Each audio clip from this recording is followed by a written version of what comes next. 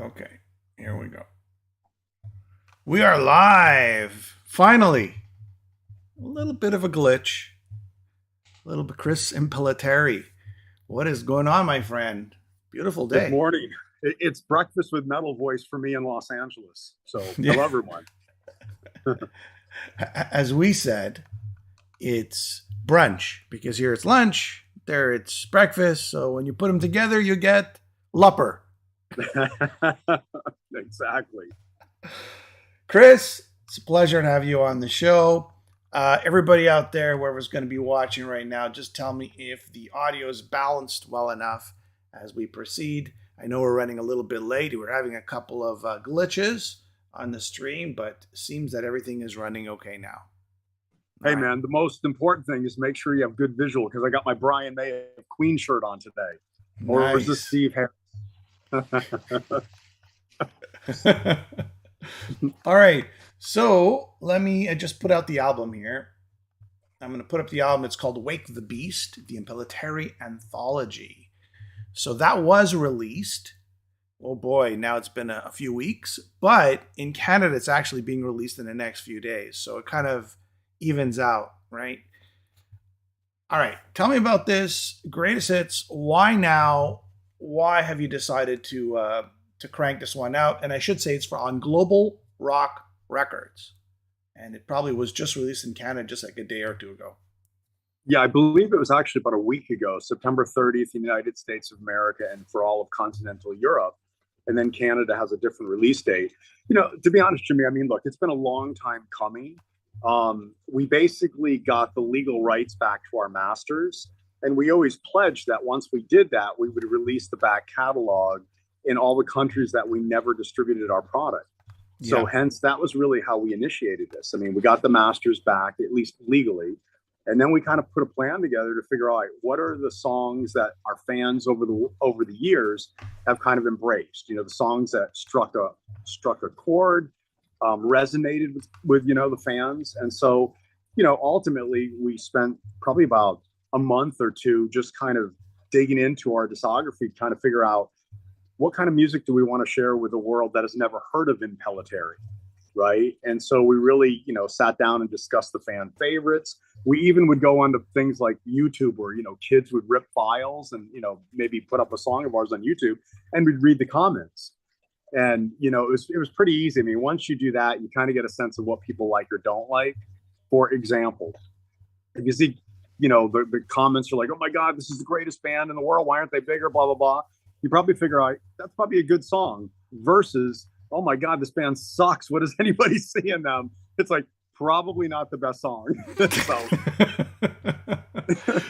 I'm seeing. I would say, like I did the count. I looked at the track list, and I would say there's about 3 songs, 2 to 3 songs on every album. Is that correct? Minus the last album. yeah, that sounds about right. Yeah, yeah, yeah. You have, and it's I shouldn't mention it's a 3 CD set, so it's just not like your one CD. It's three, and so it's really got a lot. There's no bonus tracks on this, correct? That's correct. Yeah, The and whole album's a bonus track.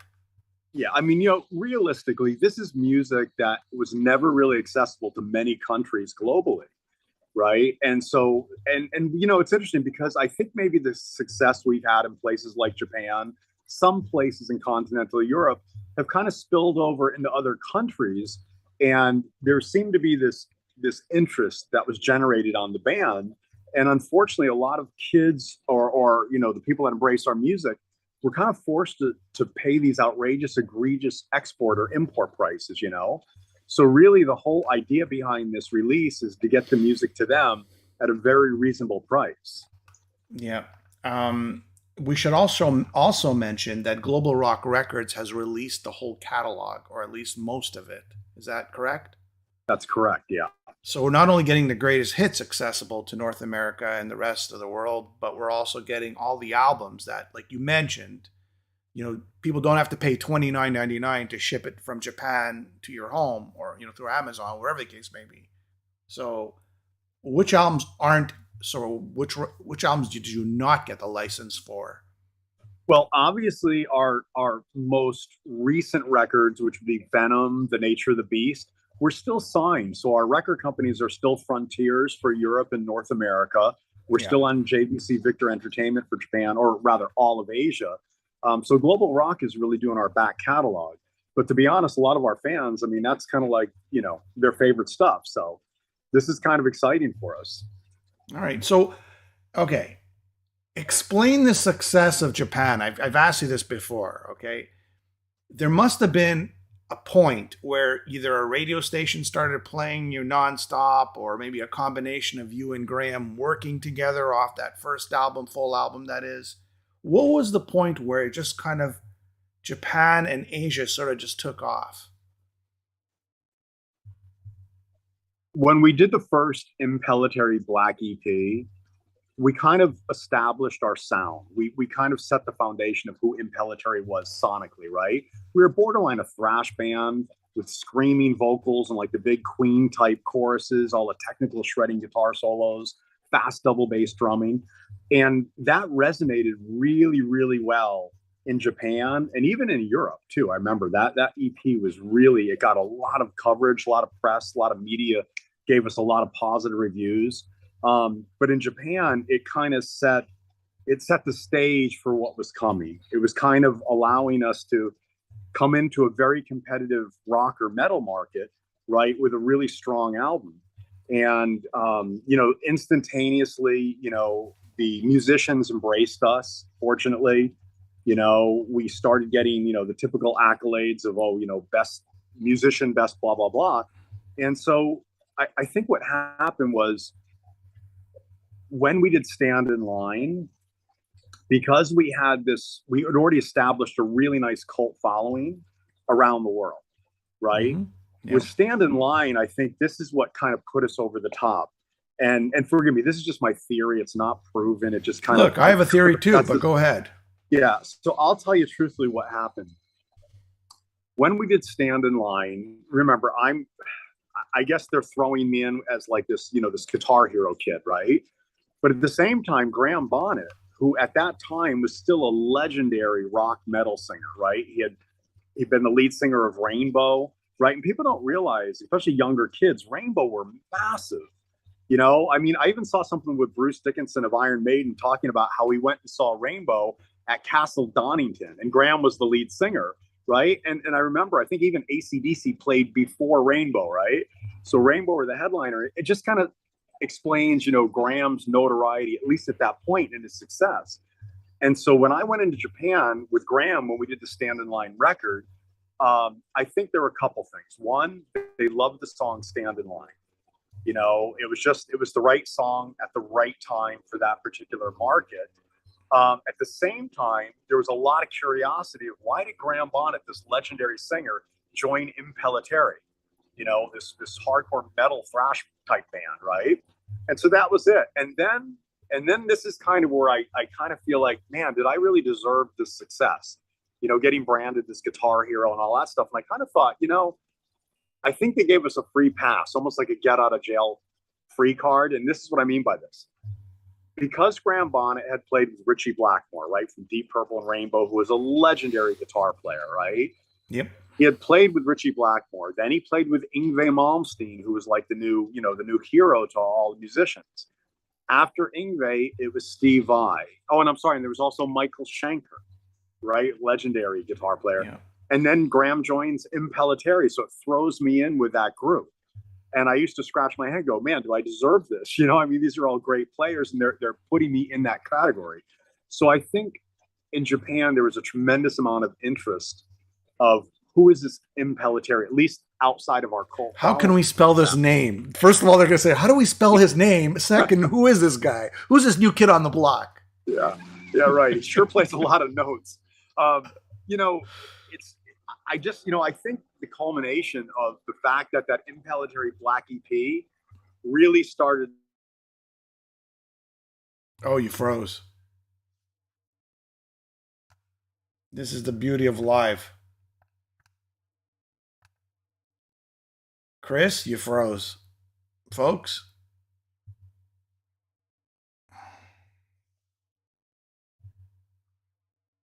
I'm just gonna put the album up as we wait for Chris to unfreeze. I think he is frozen in time.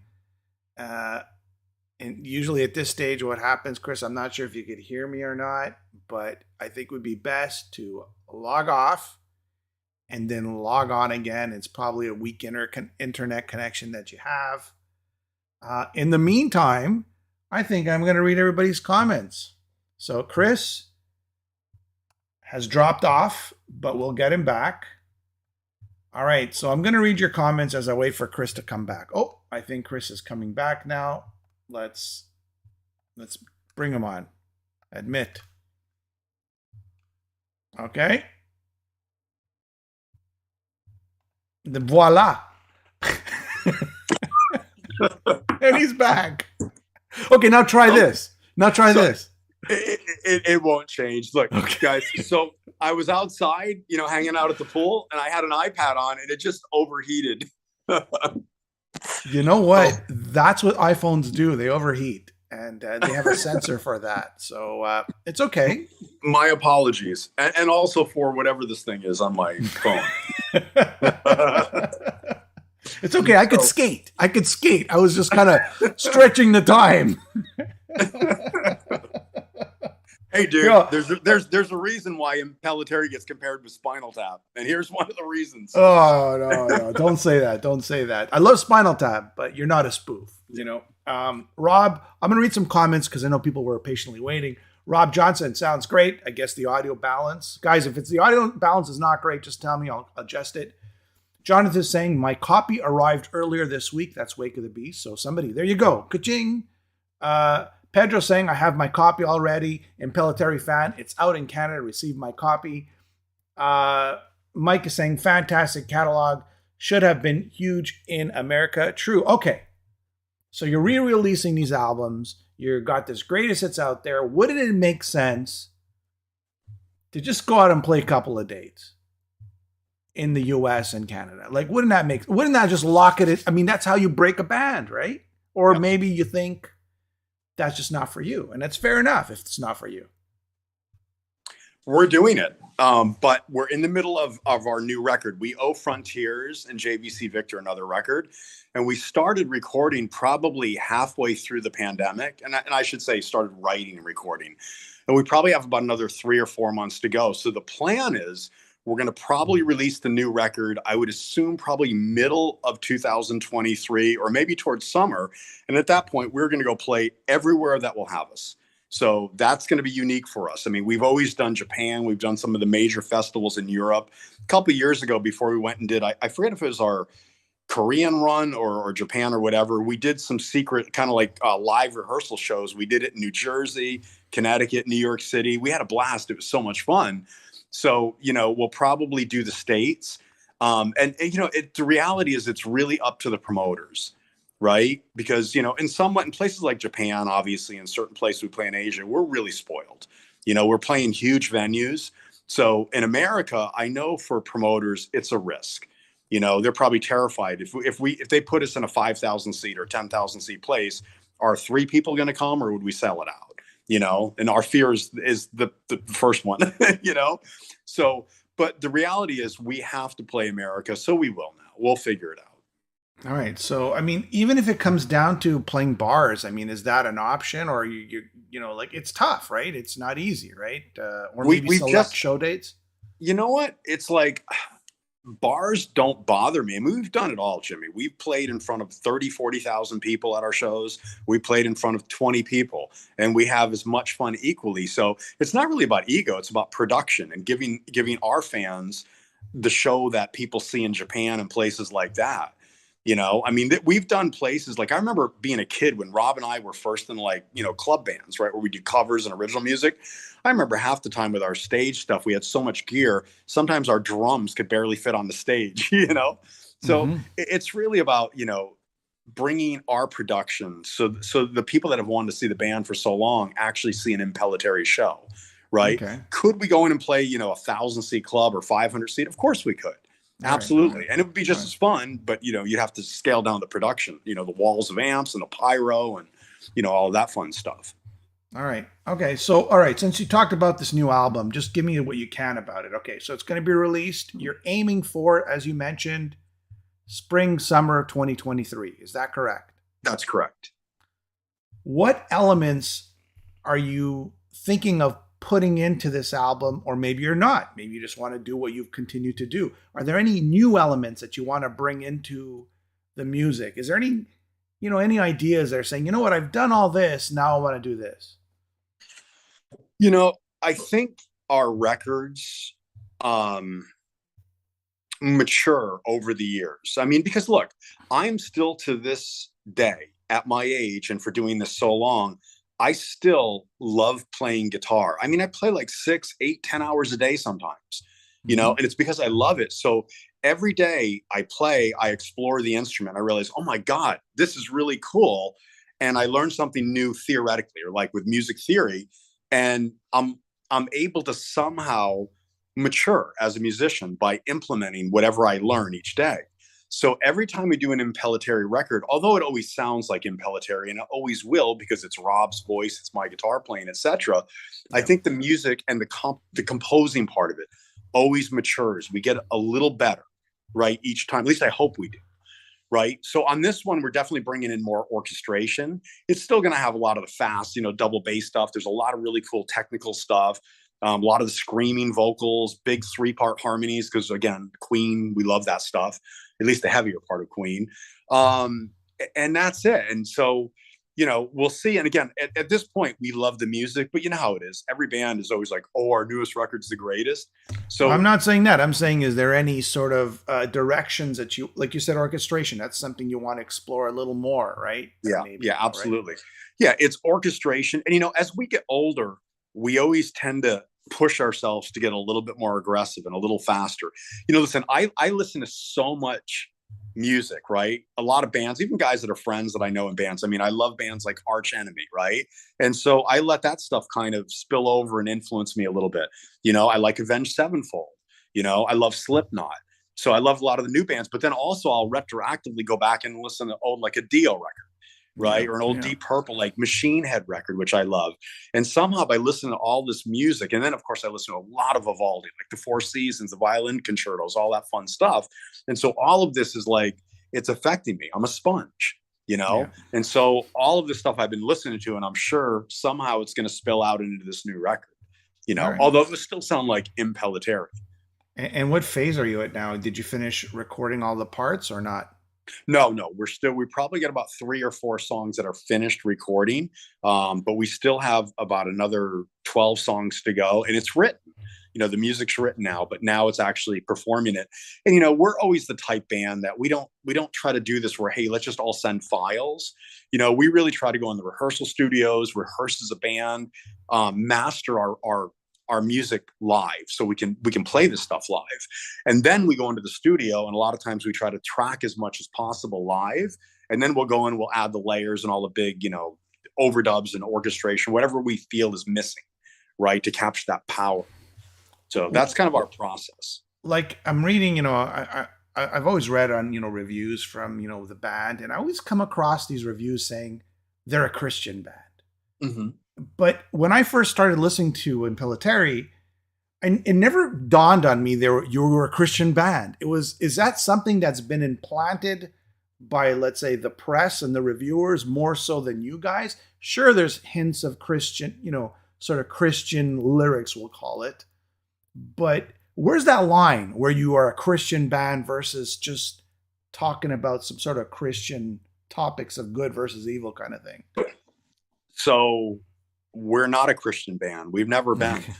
It's like, so for me personally, I'm a Christian, Mm-hmm. right? Rob Rock is a Christian. So I believe very much in Jesus Christ, right? That's who I am personally, right? So if someone loves Beelzebub, so be it, whatever, it's your thing, right?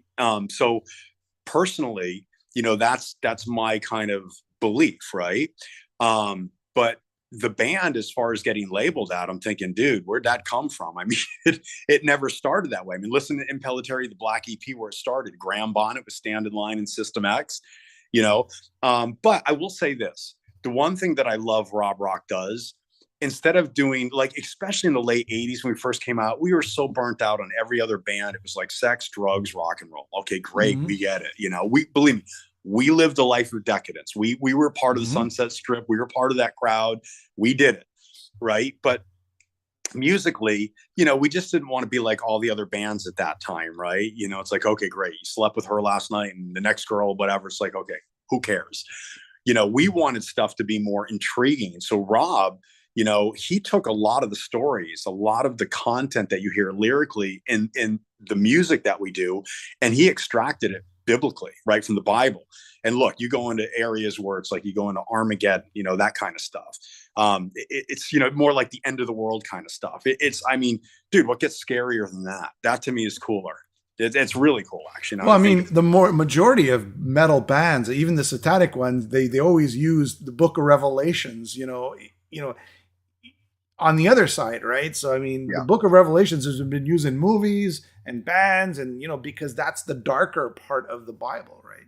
Yeah, I mean, believe me, lyrically, he'll do stuff from Book of Revelations big time. Maybe even like from Psalms. You know, Psalms. I mean, it's basically who knows. But look, at the end of the day, I love it because it gives us a lot of. It's almost makes the lyric have almost like a theatrical content.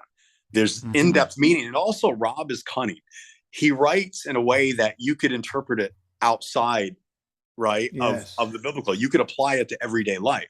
But for me, dude, I laugh. I go, you know, it's funny. You know, it's like you look at maybe some of the black metal bands, right, and especially more of the satanic bands, and I'm always laughing. It goes, so you want to go up against us? Remember, we're gonna win. Good always wins over evil, dude. Luke Skywalker over Darth Vader. There you go. That's right, man. We will But there kick are, our and I asses. agree with that because I would never guess you were a Christian band by when I first heard the music. It's only when I hear other people review the album say, well, they're a Christian band. They're a Christian band. I don't But see it. we're not. Like I said, Yeah. we're not. Look, okay, so let's think about the band, right? Now, this is important. I'll say it for the 100th time. Impellitteri is a band. It's not the Chris Impellitteri ego solo show. Mm-hmm. It has always been a band with 4 or 5 guys. Sometimes we've interchanged, right, members, but it's always about the contribution of 4 or 5 guys. So for many years, we had a great drummer named Glenn Sobel, right? I think Glenn's Jewish. He was not Mm-hmm. Christian, right? I mean, he's Yeah. on many records, did many tours with us. We had Pat Torpey, God rest his soul, right? So, and even on our recent records, John Detty, who had played with Slayer, and you know, I don't think there was any Christianity there. You know, James Pulley, same thing. I don't even know what James is. Our bass player has been with us forever. You know, Catholic. You know, so it's, and again, but I don't want to stray away from it because we have a lot of fans that are Christians, and like I say, I'm a Christian. You're right. Mm-hmm. Rob Rock is.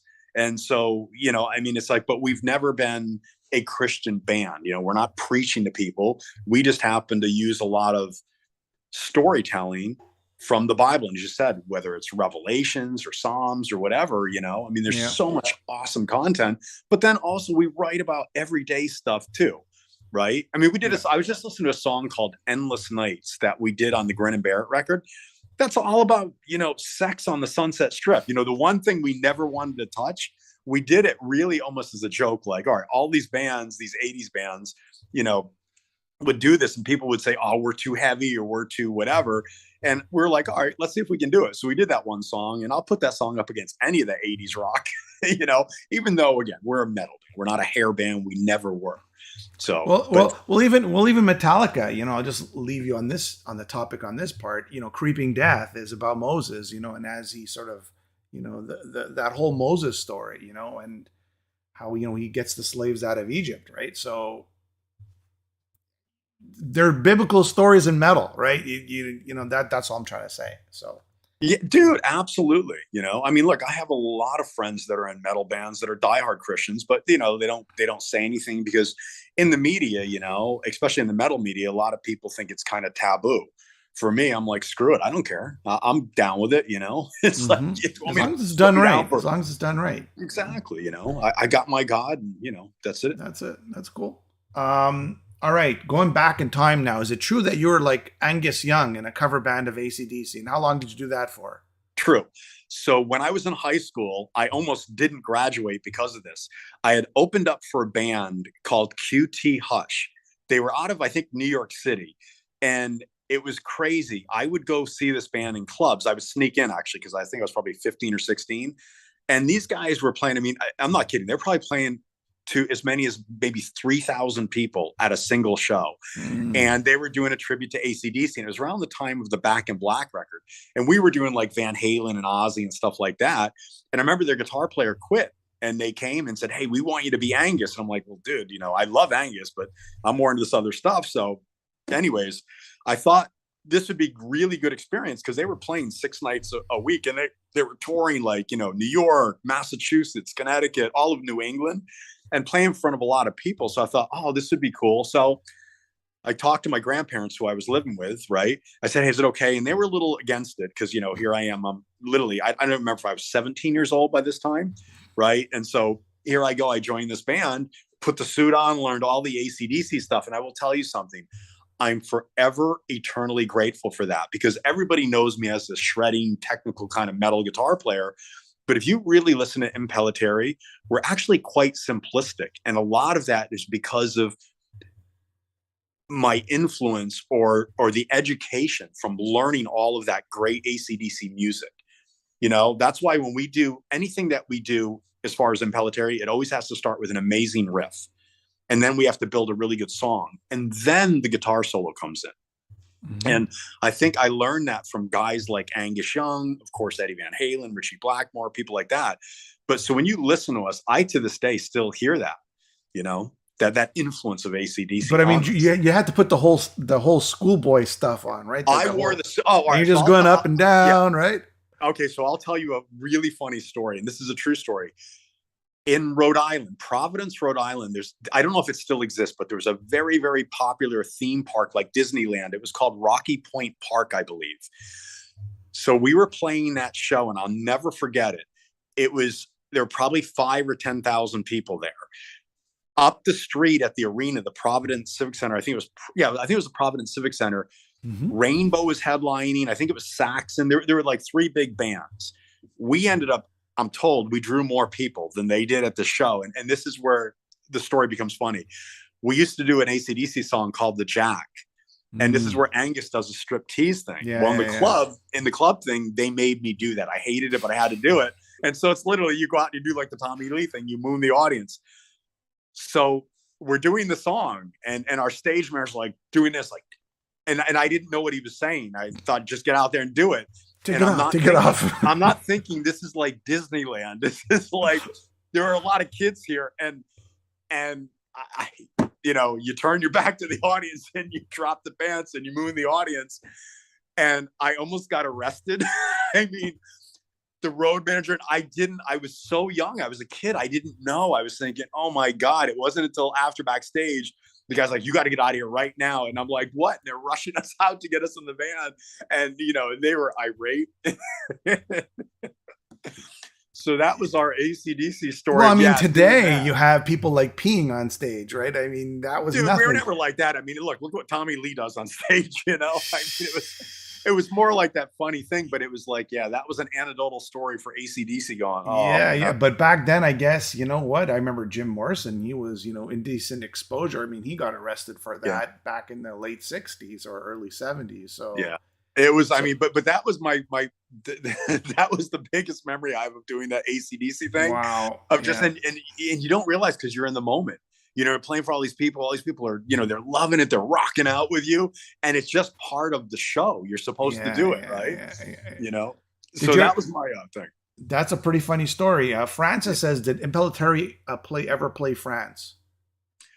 No, but we're going to try to do that in the summer of 2023. Got to play France. Part of a festival, is that it? Like you're looking into that? We're talking right now. I know Giles, Giles. Who's managing this right now? Giles Lavery, awesome guy, great singers, kind of, directing the band at the moment. Yes, I know him a bit. Yeah. Giles, I love Giles, man. So he's the one he's got more enthusiasm than we do.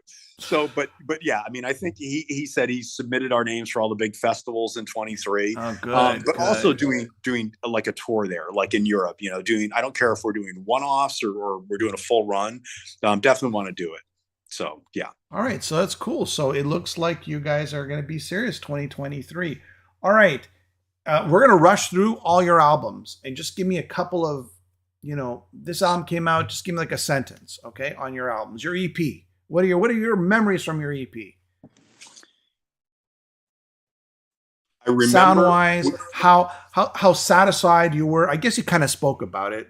We can move to the next album, but the EP. Just quick thoughts on your EP today. How does it resonate with you? I love it because we put up a bunch of room mics and basically played live and captured the live energy of the band. And I remember recording that at Baby O Recording Studios, and in the next room, Gene Simmons was Yeah, in doing Kiss demos, and I told you guys this in the past. But our engineer was going in between work because he was working with us and Gene at the same time. And I remember it was the first time I met like the star, right? Because he came over and introduced himself. Anyways, that EP, it was a blast because we were pretty much playing live, and we captured it. We nailed yeah. it. Sonically, sounds cheap because it was a low budget, but we didn't care. Still one of my favorite records to this There's day. still it's something magical about that EP. I agree with you. Yeah. Did Gene ever go to say, did he ever call you up later on saying, look, we need a guitarist. These guys aren't working. Vinnie Vincent, he's a mess. Nothing like that. No. Never, never, never. Not no. That wouldn't have been my cup of tea. But no. Would you have done it though if Kiss said, we need a guitarist? Are we doing that one again? Look, I will. Kiss was my first concert. I love Kiss, right? I love the early Kiss very much so, right? And Okay. so for me, of course, as a kid, I mean, let's not even go there. but All but right. but that was kind of my memory. And then of course, playing our first couple of shows in LA. First show was the Country Club, Reseda, California. I think Ozzy's band, everybody was there. Great show. It was awesome. Loved it. So that was the Impellitteri memories, and then it exploding in all the other worldly places like Europe and Japan. And then we went into Stand in Line. All right. Where did you, here's and I'll just read a comment here. Declan, I think that's how you pronounce it. Where do I get the new album? And I'm going to answer that for him. Just go on Amazon or anywhere else. Can you get it, Chris? The new album, the greatest. Dude, I just saw it at Target. It's like in America, it's like Target, Amazon, it's everywhere. Okay, good. And is the rest of the catalog strictly online, or is it available like in distribution in record stores and Targets and big box stores? I think right now, just the anthology, we're starting with that first, and the other ones, the full lengths of the back catalog, will be released in the same manner. All right, Stand in Line. So Rob Rock, he says, listen, Chris, I love you, but I got to move on to this. And then you bring in Graham Bonnet. Thoughts?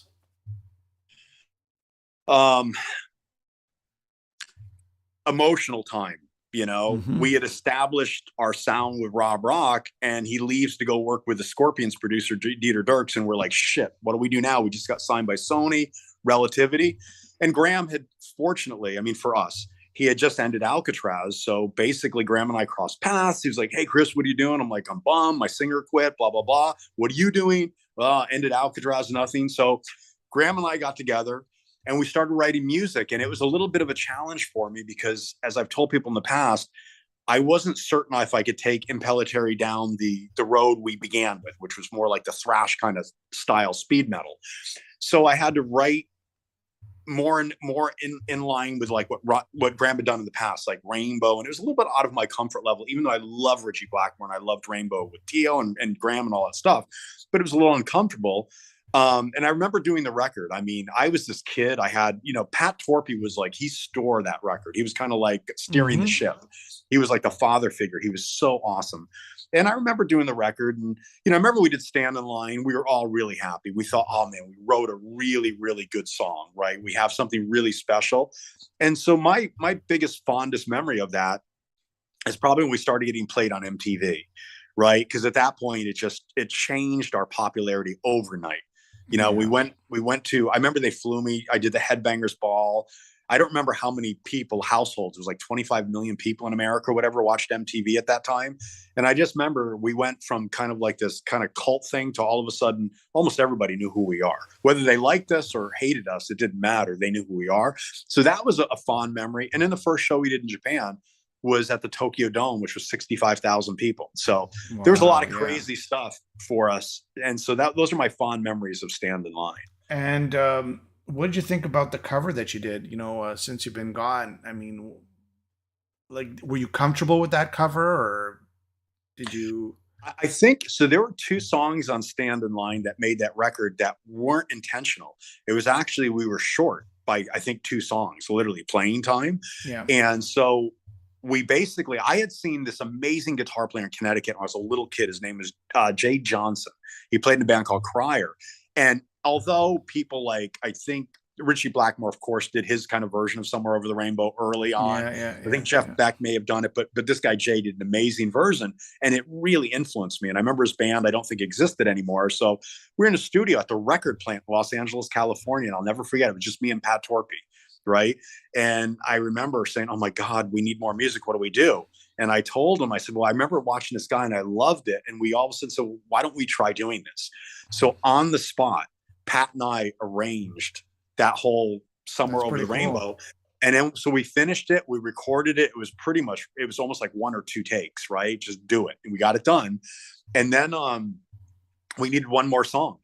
And we had to make sure it was something that Graham was going to be comfortable with. And we said, all right, let's do Stand in Line. So, you know, there are good things. I mean, Stand in Line, I've told people, it's never been my favorite record because, you know, for me, I almost kind of wish we had a different name on the record versus Impellitteri. You know, if you listen to Impellitteri record before it and everything around it, it's much heavier. Production's big. You know, we've got all the, you know, the big sample drums and that's it. Stand in Line was much more of an organic sounding record. So, but you know, it served its purpose. And so when I listen to it, you know, Since You've Been Gone, Somewhere Over the Rainbow, all that stuff, yeah, it's cool now when I listen back. And I don't remember, like, so now you're going from 88 to 92. Like, Graham's not in the band anymore. Like, what happened? Like, you have the success. Things seem to be going well. It was Graham who exited? I don't remember.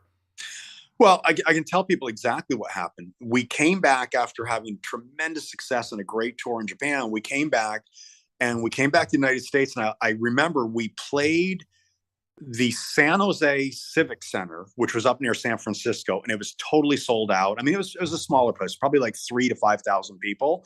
And it was a co-headlining bill. It was Impellitteri and the Pat Travers Band. And I'll never forget the show because I remember we played and we killed it. We had an amazing show. We were on fire. I think Pat Travers even said something about like, how am I going to follow that? You know, one of those really cool aha moments, like, wow, you know? And so I remember that. And I remember we came back to Los Angeles. Graham at that time was having some marital problems. So he was really trying to save his marriage. So he flies back to Australia and we get a call from our manager and he goes, I have really good news. And I'm like, what? He goes, you have the full end of the Iron Maiden tour. You're going to open up for Iron Maiden. And we were supposed to start in Florida. And at this point they had arranged everything, tour bus, crew, everything. And we get a call from Graham and he's upset. And he goes, look, I can't come back. And we're like, what do you mean? I mean, we're about to explode here, right? In the States. And he couldn't come back. And that was it. He had to save the marriage. And we were like, oh my God, here we go again. You know, like we get this momentum with Rob of the Black EP. And then we get the momentum with Stand in Line with Graham. And I don't blame Graham by any means. I love Graham to this day, you know, but yeah, shit happens. What are you going to do? Right. He did the right thing. I would have done the same thing too, to save my own marriage, you know? All right. So Rob Rock is back, right? Could you have not saved the sort of the tour with getting Rob back, or did you? We almost did. So we actually had a lot of singers come in and audition. We had some big people come in, and this is with you. I'm not doing that because I know you'll try to pry it out of me. But we had some very well-known singers that wanted in. They tried to join the band. Like who? You know, exactly. Yeah. Nope. But you know, we tried them out. We auditioned a lot of these guys, and it was like, I can't believe these guys auditioned for our band. I'm like, really? Anyway, so it just didn't feel right to me. And you know, our paths crossed with Graham. I'm sorry, not with Graham, with Rob. He had ended a thing with the band in Germany with that Dieter Dirks producer, and we said, look, we are really good together, right? We have good synergy. We have great chemistry. We write well together. We perform live together. Let's just do this. And this is actually where we get really lucky. So around 92, most bands, especially in our type music, in our field, they're dying. You know, they're getting killed. Now, albeit we were never a hair band. We couldn't fit in with those bands. But still, even a lot of the thrashier type bands or whatever, they were all struggling. Rob and I, we get signed by JVC Victor in Japan. Mm-hmm. And by the time we released Victim of the System, I don't know what it is. we are being heavily embraced by the rock and heavy metal community in Japan. Yeah. You know, I mean, and it may be systemic from the success we had from the Black EP and Stand in Line also have blowing up.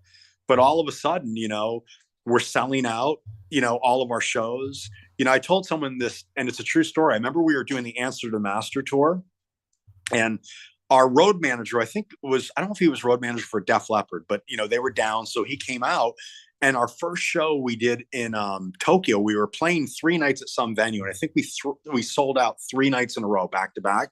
And I remember we flew into Tokyo, I think 2 days early. And our road manager, the night we got there, said, "Hey, come on, we're going to go see this band Bush." And Bush were huge in America, huge, right? I think, was it Gavin Rossdale? Guy married Gwen Stefani or whatever.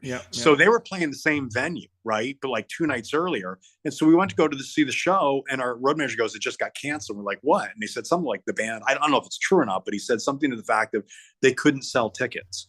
And here's this band, they were massive in Europe and America, right? All over MTV or whatever, and couldn't sell tickets. And yet we're going to play 2 nights later at the same venue, and we're sold out 3 nights in a row. Wow. So it was silly stuff like that just started taking off. And, you know, it was just, I don't know, maybe it was fate, luck, talent. I don't know. I mean, if all else fails, go to Japan. That's a Spinal Tap moment. Yeah. But, you know, but we found that a lot of our peers did try to go to Japan, and they couldn't make it. Well, you know? It also depends on the music too, right? If you don't deliver the goods, like, no one's going to love you, right? No one's going to take you in, right? So there must have been a reason the fans loved you. Yeah, you know, I have a theory why Impellitteri is much bigger in Japan than places like America. In the United States of America, and this is where I'm going to get in trouble for saying this, but I'm going to be blatantly honest. You know, it's really about who you know, right? Are you embraced by the media, especially the media with power, right? Yeah. And if you aren't, it's very difficult to tell your story or to be heard. In Japan, it's a different culture. It's a different world. Like Aerosmith, right? Or Joe Perry Project. Mm-hmm. Let the music do the talking. We couldn't convince the Japanese to like us by, you know, using creative PR people, right? Or trying to spin a story to make us better than we are. We had to earn every fan with our music and our playing, right? Our talent. And in America, you know, there's a lot of people that can really kind of put up a wall, almost kind of influence people not to like you. And I'll tell you a true story. We were in Tokyo, and I went out to dinner with one of the heads of JVC Victor, our label. And I will never forget this story. And it resonated with me and also frustrated me. There was a head of a major label in the United States, and they wanted JVC Victor to do their distribution, right? And the label person, and this is where this person made a huge mistake, didn't realize how close I was with the label. The label person went out, you know, had a meeting with this label head, and this label guy just trashed Impellitteri. Oh my God, that band, all they do is they play too fast. They're just, you know, they scream like girls, you know, it's like they're outdated, you know, all shredding crap, you know, whatever. Our bands blow them away. You got to sign this band. I mean, forget Impellitteri. And literally went on and on. It was really derogatory. And the label person is just like, literally told me after the meeting, said, "Can you believe this idiot?" Not to mention the other people that part of that meeting spoke Japanese. So this person trying to convey or influence them in a certain manner didn't work, right? Because they didn't even understand half the stuff that was coming out of the guy's mouth, you know? So I found that very interesting and very fascinating. And I realized over the years, wow, that's probably why in Japan, why we did have so much success, because, you know, there are plenty of people around the world who would love to rip you apart, but there it doesn't work. Yeah, you know, and that's a very good point. I mean, the PR machine is very strong in North America. It's not only who you know, it's how deep are your pockets, you know, to sort of pay these people who know everyone, who are connected, and who can make or break you, right? So yeah, there's bands just don't appear at the Super Bowl just like that because people embrace the music. Bands are put by people, you know, at halftime on the Super Bowl because they either have really deep pockets or they know people with deep pockets or they're connected in some way or form. Yeah. Jimmy, look, I know this is going to sound very arrogant, what I'm about to say, and I don't mean to do that. I mean, we're very confident in our band. And like I say, we let the music do the talking. And we've had over the years, many of our fans, they're frustrated. Like, why are you guys not huge in America? Why aren't you as big as Metallica and all that stuff? And they tell us we're equally as good as them, if not better. Now, I'm not saying that. I hear these comments all the time. And it's like, look, we can't force people to accept us. So if there are big media outlets that ignore us or think, we don't deserve their attention and love, so be it. I mean, could we buy our way in? Dude, we've made plenty of money in Japan. Yes, we could easily buy our way in if we wanted to, but that's not what we're going to do. We've always been a band for the people, right? We love what we do. So we share it with as many people as possible. And if we're embraced, awesome. And if we're hated, it's okay. And if we're ignored, same thing. How many people live in Japan? Oh my God, I don't know. Millions. Like 20 million, 30 million? I don't remember. To this day, I have no idea. I mean, for people that haven't been in Japan, you go to places like Tokyo, Osaka, Nagoya, Sendai, Fukuoka, Sapporo, the island. I mean, everywhere I go, it's like millions of people. People don't realize when you go to Tokyo. I would guess 150 million people live in Japan. Please correct me if I'm wrong. Somebody please give me the number. Go ahead. No, I'm asking the people who are watching. If somebody can just Google it fast. I honestly don't know. But, like I say, I mean, when we go to Japan, even, it's crazy. Even when we did our first show, I may have told you last time we talked, before the pandemic, we went over and we headlined the Busan Rock Festival, right? And it was another one of those things where I wasn't sure what the rock market was like, right? I mean, 3 people, 10 people, and they tell me our audience was something like 30,000 people, showed up. And it shows you this isn't an area of Korea that I never even heard of, right? So, and for me, I don't know if I'm exaggerating, maybe it's 10,000, whatever, but it was a ton of people. And it was just like, wow, this is crazy, that metal speaks in volumes to so many different cultures. And now we're well outside of Japan and Korea, and the same thing. It's just, okay, wow. I was right. It's 126 million people live in Japan. I'm getting people like text. Yeah. 126 million people. So just so you know, just put in perspective, in Canada, there are 38 million. So it's 4 times larger in terms of population than Canada. That's a pretty big market. Now the US is 350 million about, right? So it's half of the US. So if somebody says, I have the US as my go-to market for music, you're going to say, hey, that's pretty cool. Even if the rest of the world. So Japan is half of the US. So it's a lot. Yeah, it's always been a major market for music. And by the way, it's not all heavy metal. I mean, it's pop, they're J-pop, they embrace rap, they have it all, right? They always follow kind of like the Western culture, right? Pop culture.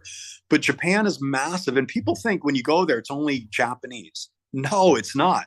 There are girls from Sweden. I mean, it's crazy when you go there. It's very Westernized, right? I mean, we go to our shows and I'll see girls with blonde hair in the audience. I'm thinking, okay. And then you meet them, after show, whatever, to say hello and whatever. It's like, they're from Sweden or, Finland, or they're all over the world, Germany, I mean, we've had tons of people at our shows in Japan, like whether it's Osaka, Nagoya, Tokyo, all of those areas from different countries, it's a massive metal market. Yeah. All right. Answer to the master. 1994. Would you say that is the fan favorite? It's certainly one of them. Yeah, it's between that and probably Screaming Symphony. Yeah. And Answer to the Master, it was really an extension of Victim of the System.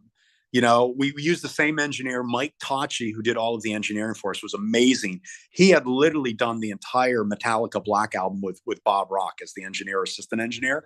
And so what people told us the other day, which people don't realize, when you listen to Victim of the System and Answer to the Master, a lot of the equipment, we had actually used one-on-one studios after Metallica finished the Black record. And it's like, I listen to that record now and I kind of laugh because people don't realize the snare drum, when you hear that in a kick drum, those are actually Lars's drums, or I'm sorry, his samples, right? Which they spent, I don't know, Mike told me they spent weeks and weeks just getting the kick drum to sound right. And so he was probably the only person outside of rock that had a sample of that. And so we ended up using that on our kick drums and our snare drums. When I hear that, I always laugh and I So go, what you mean by samples is, there's a sound file of the drums that they borrow and they use it within the album, correct? yeah, what we do is, all right, so we record the drums organically live, right? So we Yeah. capture the drums. But what happens a lot of times is we get the bass where it becomes really full and has a lot of depth and big. The problem with that is now the kick drum gets a little smaller, or vice versa. We get the kick drum where it's massive, but now the bass guitar is starting to sound smaller because they're sharing similar frequencies, right? So what you do is we end up adding a sample on top of the original track, right, to give it either more depth or to control it. Right. And so when I hear Answer the Master and Victim of the System, I'm always laughing because although it's Ken Mary playing on that, right? Killer drummer playing on that. I hear Ken striking the snare drum, and at the same time, I hear Lars in the back of my mind, and I start laughing. Does Lars know this? Does Lars know this? He probably knows now. All right. Oops. Then Yeah. talk about Eye of the Hurricane. Your thoughts on Eye of a Hurricane as you look back at it today. Is it one of your favorites? Is it still one of your favorites? Is it a fan favorite? I think it is. Yeah, people love it. My biggest memory of that. So we did 17th Century Chicken Picking with a really well-known rock producer named Michael Wagner. And for those of who you don't know, Michael did the first Motley Crue record. He did Master of Puppets, Metallica. He worked with everybody. Great Skid Row, those two great records. That was all Michael Wagner. And so Michael did the Screaming Symphony record with us, and people just loved it, especially instrumental songs like 17th Century Chicken Picking, Father Forgive Them, and Rat Race was another biggie. So Michael decides he's going to move to Nashville. And when we did Screaming Symphony, we did it in a studio called Scream Studios off of Ventura Boulevard in Studio City, California, which is kind of like Hollywood area. And so we did that, but Michael decides, I'm going to build a studio, and he builds it on Wolf Hoffman's farm. So Wolf also moved down there. And so I'll never forget, Rob Rock and I flew down there, and we're mixing with Michael every day. And every day Wolf would come in. And I remember, I'll never forget, Wolf was working on a barn. He would come in, and he was redoing his barn. It was this awesome farm that Wolf had. And Michael's studio was on the farm. So, we did that record with Michael, but I was a little uncomfortable because Michael had kind of left the environment that he was known for, like mixing on SSLs and, all the technical stuff. And here we were doing everything more digitally. So I remember it was a little challenge to try to capture or keep that sonic integrity that we captured live. But, either way, we had fun doing it. We probably spent about 2 weeks in Nashville. It was interesting, to say the least. And, and then we did it, released it. I think that record only went out in Japan initially, followed by, a tour. And it was a great tour. We had so much fun, same thing, full houses, everything was packed, and I will tell you this, what did really change us from Victim of the System, Answer to Master, Screaming Symphony, Eye of the Hurricane. At this point, the media were really embracing us. Right. Like I was on the cover of all the biggest guitar magazines. I was on the cover of that. I think I won Reader's Poll Best Rock Guitarist for Screaming Symphony record. That was Burn Magazine, which was pretty much one of the biggest metal magazines in the world. All of that stuff was taking place during those records. So, all right. Very cool. Yeah. Very cool. All right. So then things kind of change a bit on Crunch. I mean, is this the first album you're using the sort of like drop down tuning or you're trying to get with the times? Yep. Right, a little darker. I mean, what was your thought process then? I mean, I guess all the albums at the time were kind of sounding, guitar heavy, we'll say. Yeah. So I was listening to a lot of Pantera when we did the Crunch record. And I love Pantera, right? Cowboys from Hell. I mean, it was just Pantera struck a nerve. It's just something really resonated with me about that band. I loved it. I love Dime. I love the production. I love what they captured with Vinny. It just affected me in some way. And so when I was doing the Crunch record, I was listening to a ton of Pantera. I even remember I was even listening to stuff like Rob Zombie. right? I was even listening to that stuff and I liked it. And of course, I wanted to still be true to Impellitteri, right? Still be who I am. And Rob, of course, Rob is not going to be Phil from Pantera. That's never going to happen. Rob's always going to be more like a Dio or a Rob, or I'm sorry, like a Rob Halford Dio or a Bruce Dickinson, right? Versus Phil from Pantera. So, but it turned out to be one of my favorite records to this day. It's a great album. It's a great album. Sometimes when you mix it up a little bit and you put the Impellitteri stamp, it works, right? Oh yeah, yeah. I mean, it's still one of our fan favorite records. And again, there's stuff like "Beware the Devil." I mean, it's just crazy speed, kind of power metal song. Got this crazy story to it. That was really cool. And as a guitar player, one of my favorite instrumentals, I did a song called Texas Nuclear Boogie. Yeah. It's kind of like my homage to kind of like I'm the One by Van Halen or even early ZZ Top. Isn't it on the new Greatest Hits album? It's on the Greatest Hits album. It is, yeah. Yeah. Yeah. See, good memory. Love that. Good memory. It's so much fun to play live. It's just a great tune. I mean, it's fun. So It was a good time making that record. All right, so now Graham Bonnet, he's back. Like, what the heck happened there here? Graham, you lost Graham Bonnet, then he's back on System X. Like, I mean, how did you get him back? Yeah, so Rob decided that he wanted to go in a different direction and, do it more of a solo record. He had a lot of stuff that he felt like he could contribute that he might not really feel it was comfortable with Impellitteri.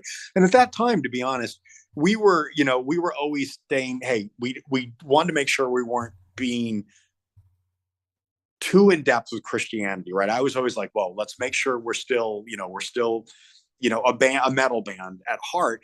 And Rob wanted to do more of a Christian-based lyric, in a full album. So he decided to leave the band and work with an amazing guy named Roy Z, who I love. Roy's an amazing player, great producer too. Yeah, he produced Bruce Dickinson, played on those records. Just Roy's awesome. And so Rob and him decided to go do that. And at that point, here we go again. What am I going to do? Because we're doing great in Japan.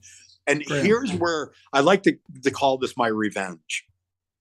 Because I was never really thrilled with how Stand in Line came out, I always vowed one day, if I ever got Graham Bonnet back, we're going to do a full-blown Impellitteri metal band, metal type music record, but we're going to let Graham just be Graham, sing his way. Let's see if it works.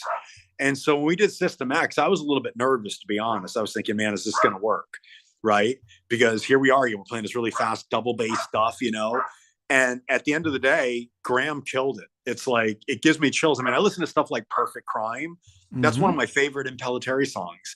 And you listen to Graham Bonnet sing on the System X record, dude, I will put that guy up against Dio, Dickinson, Halford any day of the week. I mean, listen to the on the Japanese version, the opening track, right? We did something about 9/11, right? And I listened to Graham sing, and it's insane, the power. I mean, I don't even think I know another singer that has the power. Like when he sings, I'm not kidding. He literally sounds like a lion. If you've ever been to a zoo and hear a lion close up roar, terrifying. That's Graham Bonnet, the power that guy. And when we did, Stand in Line, Graham was only in his late 30s, so he was still pretty young, and he still had it with System X. I mean, it was like, wow. So I listened to that and off the greatest hits, I'm just looking at this. Sorry to cut you off. Falling in Love with a Stranger, Rock and Roll Heroes, and is there another one? Perfect Crime. The second Perfect Crime is on it too. So there you go. You got three of those. We should have mentioned that as we were going through the albums, which songs, but there you go. From 3 songs from System X. Yeah. And by the way, if you listen to Falling in Love with a Stranger, although it's actually detuned, right? It's got a very heavy groove.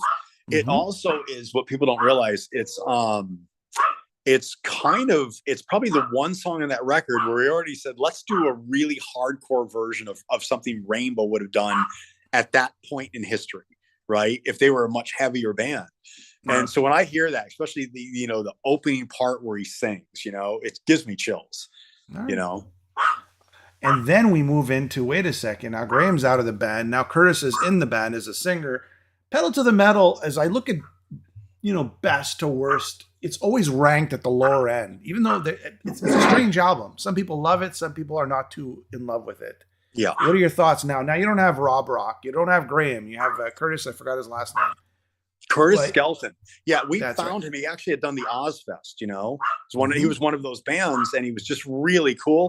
And it really was going to be an experiment record. You know, we wanted to do almost a parody of all the great stuff we love that we really didn't get a chance. I mean, we weren't part of the 90s rock scene, right? But we love bands like Disturbed and In Flames and all that stuff. And we almost wanted to do kind of like a parody to that.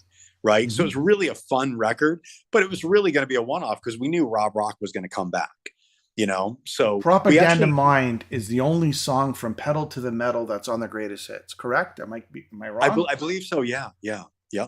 Okay, I'm Yeah. really And good that at was with, that, ain't I? I'm good. I'm good at you that. were I really really good. know. Yeah. And Curtis Skelton, he was a really cool singer, very more like a 90s guy, amazing Hmm. musician, you know. But like I said, we knew Rob was going to come back. So it was really almost like one of those interim records where let's have fun with this. Right. And that's what we did.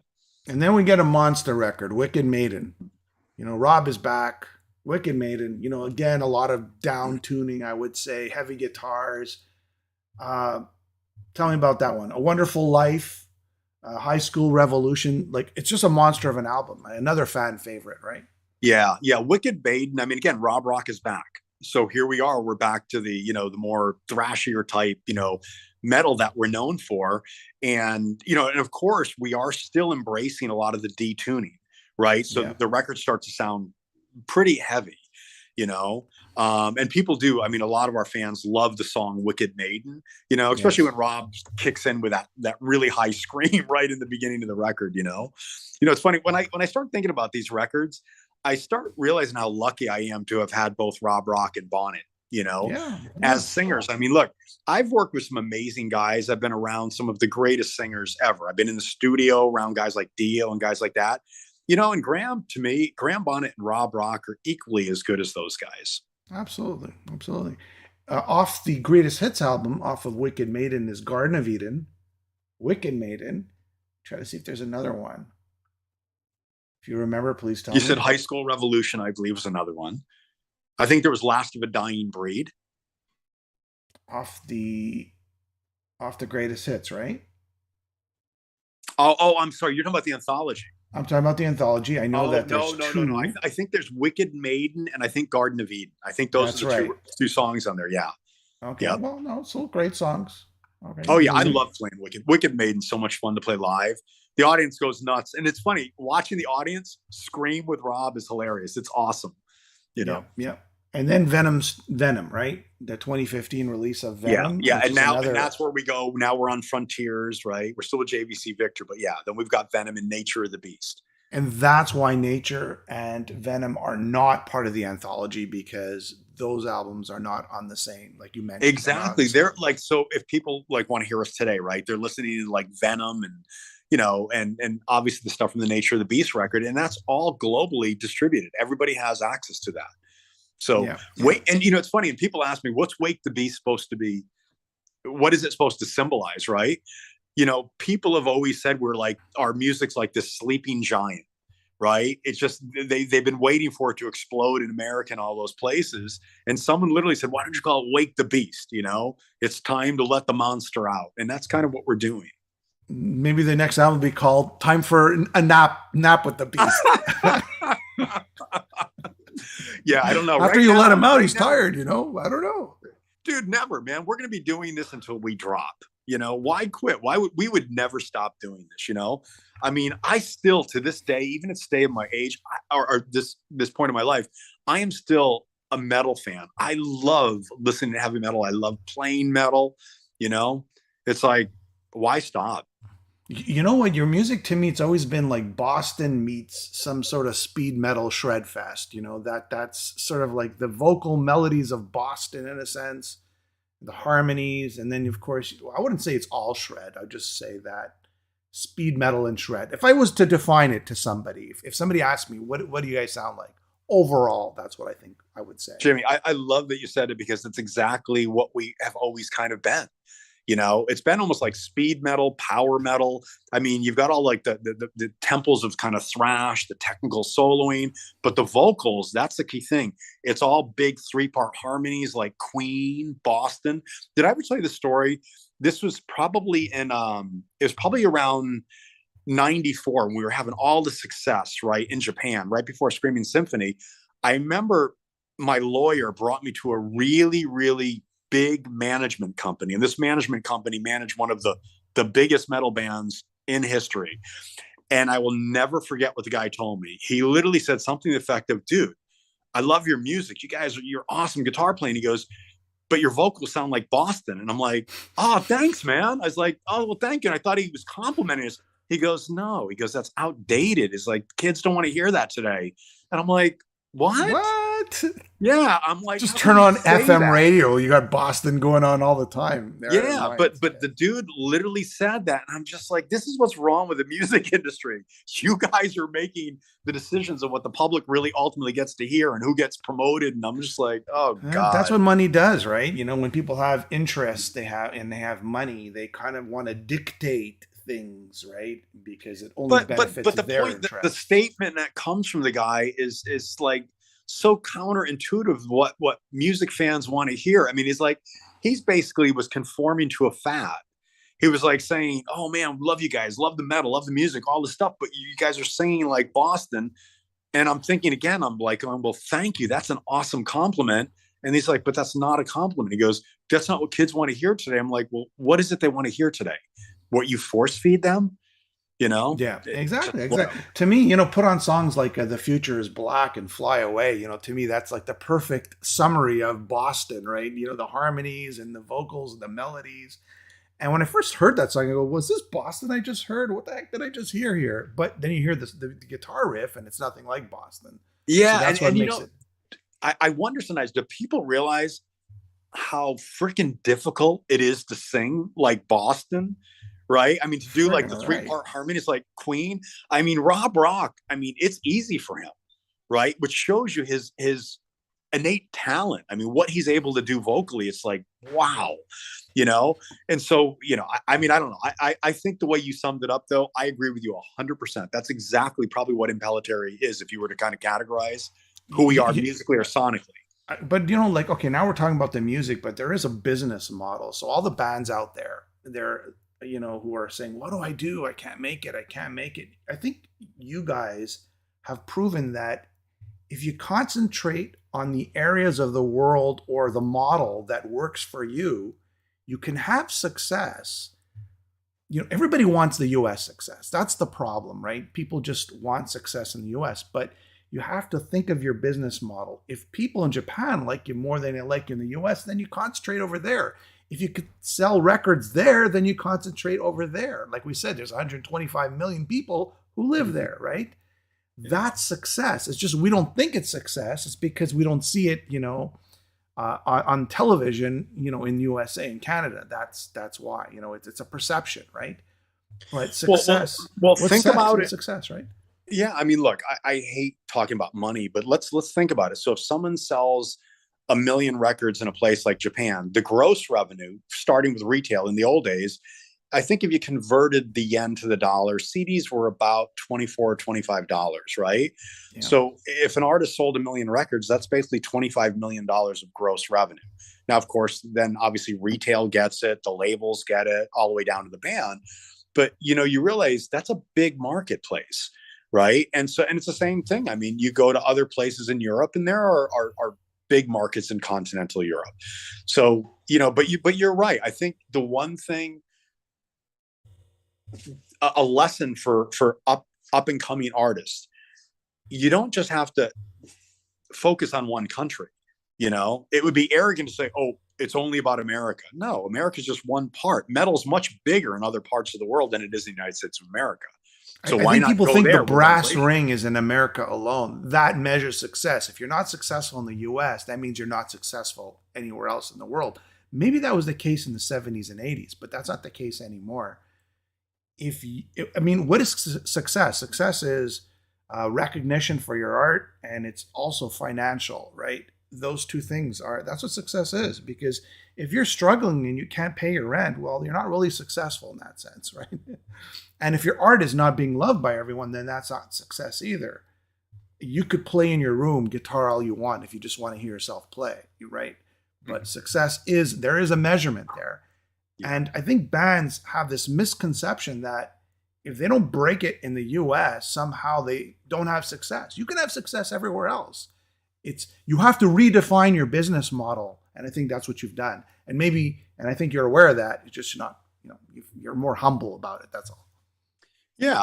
Look, again, I don't know. I mean, like I say, the other parts of the world where we've had a lot of good luck, let's use that, right? I I don't think know. Good was, luck. Like, well, good but, luck. I don't know. Hard work. Like good. well, You you have to see, remember in 88 or 87, we certainly had a lot of popularity in the United States of America. I mean, there were a lot of people talking about us, right? I mean, just being on MTV at the point of MTV, it was probably probably the biggest time of MTV, at least for rock music, was around that time, right? And we were played in rotation and we were embraced. So we were reaching millions of people, right? And Japan was very aware of that. So were parts of Europe. So it probably gave us a little bit of a head start, right? But ultimately, like I say, going back to the music has to do the talking. Our yes, music has to be respected for these people over 30 years to have stuck with us. that's You right. know, every That's year right. our audience in these places, it just keeps getting bigger and bigger. And you're like, how is this possible? And people tell me it's because the quality of our music. So, what would you say to an up and coming band as we close things off? They're saying, "Oh man, we're trying everything. We're on social media. We're playing the bars. Nobody's showing up. Nobody's buying our CDs because people don't want to buy CDs anymore." What would you tell an up and coming band? Be true to yourself. Do Be in a band, play music because you love it, not to get girls or to be rich, right? Do it because you love it, because it's that passion that will lead to your destiny, right? Or it will lead you to success, right? I find the people that are most successful in life are the ones that find passion in what they do. I The agree. people that hate their lives or hate what they do, they seem to be the ones that, fail or end up in a life of mediocrity, you know so that would be my advice to them is play music because you love it, play in a band because you love playing with the other guys and you love playing your type of music, and then go play parties, play at your friend's house on the weekend. We used to call it the keg car parties when we were kids. you know Play everywhere. Just say yes to every opportunity, right? And then if you get lucky, it will happen. Look, I mean, to be successful in the music industry, let's face it, it's like winning the lottery. When that first day, I remember telling my grandparents, I want to be in a rock band. I love this. I love doing this. They were probably like, oh God, what do we do? We got him into this whole music thing, and probably regretted it, because they were realists. Look, for every one band that succeeds, probably 100 million fail. Right. And it's not that they're not good.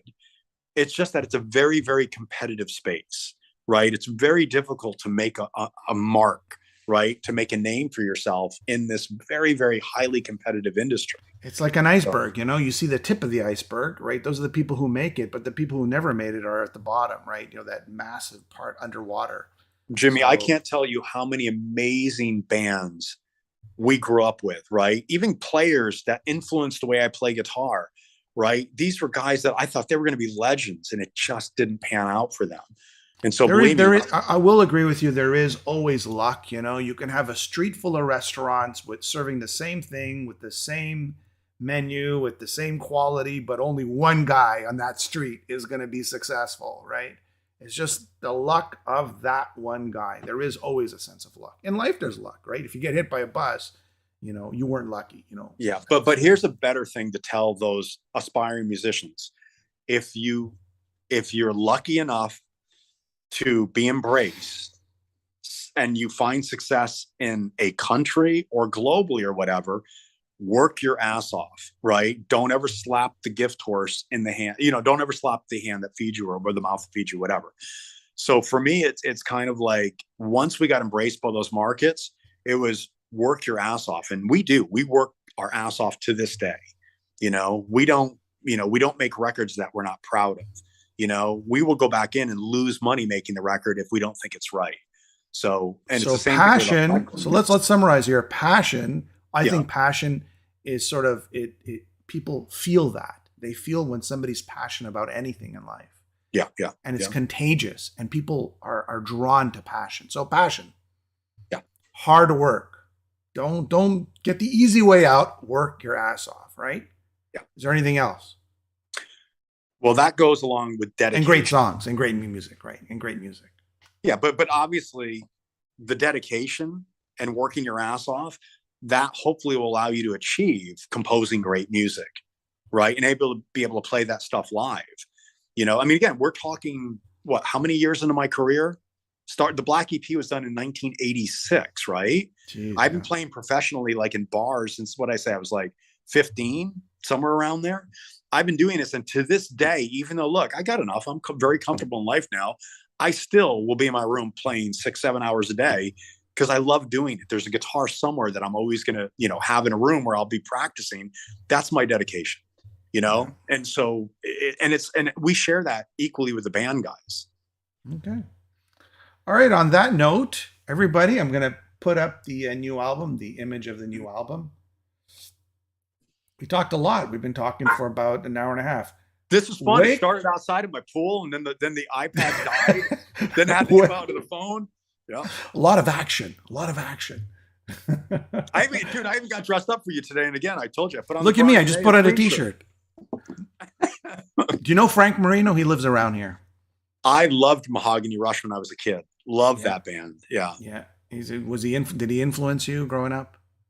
Oh yeah, I would probably say when I was a teenager, he was certainly a guitar player on my radio I was listening to. Absolutely. Didn't he play like the California or one of those jam festivals, those big things? The reason why I'm saying this is because it was always about passion and loving to play, and it was always about that. And he quit early on, right? He quit in the 80s because he was going, the hell with the music industry. If I want to feel great about myself playing guitar, I'll just play in my room or in front of friends, and that's it. So that's the passion that I'm talking about, right? Well, Mahogany Rush, Frank Marino and Mahogany Rush were huge in the late 70s. We're talking like they were playing, I don't know if they were playing before or around the same billing as Aerosmith in the 70s, right? I mean, he was huge. I mean, we as guitar players, we all knew about him. I remember listening to his live versions of stuff like Johnny Be Good, or, it always reminded me of a guy that was kind of like a Hendrix or whatever, but a little bit more technical, So I know Zakk Wylde talked a lot about him. A lot of the California guitarists talk about him. He made a huge impression in California and the rest of the world. People, he gave it up in 80 something, 85 or whatever. I didn't know he gave it up, but why? There's always an audience. Like if I want to go play right now, go play LA. Well, no, now it's a little different because there's some sort of issue that he's having sort of physically, right? But I'm not sure what it is, but he kind of said he's retired from touring. There's some physical issue, right? Oh, I see. Yeah, but he quit because, again, I don't want to speak for him. I have spoken to him many times, but he quit because the hell with the music industry. They just basically didn't pay him, and he was just like, enough of this. So, but it's not his main passion in life either. So even though he loved it, again, I don't want to speak for him. I'm just speaking from what our conversations were like, my impression. So he was like, screw it. I don't need these people. They don't want to pay me. The hell with everyone. Not everyone on the fans, but the record labels. So for whatever it's worth, he made an impression on me. He certainly had me sitting down learning, some of his techniques and all that stuff. So, he made his mark. Yeah. Well, I'm a huge fan. So, all right, my friend, we had a great chat. I'm going to put it up once more. Wake the Beast. He's waking up. Wake the Beast. Pick it up. The anthology. You can also pick up all the other albums, minus the last two. They're released on Global Rock Records. You could get it on Amazon. You could get it at Target. Maybe at a hardware store somewhere. I don't know. I like that. Home Depot. Yes. Home Depot. And on that note, have yourself a great day. And we will talk soon. And we're looking forward to your new album. We'll talk again. Thank you, Jimmy. No problem.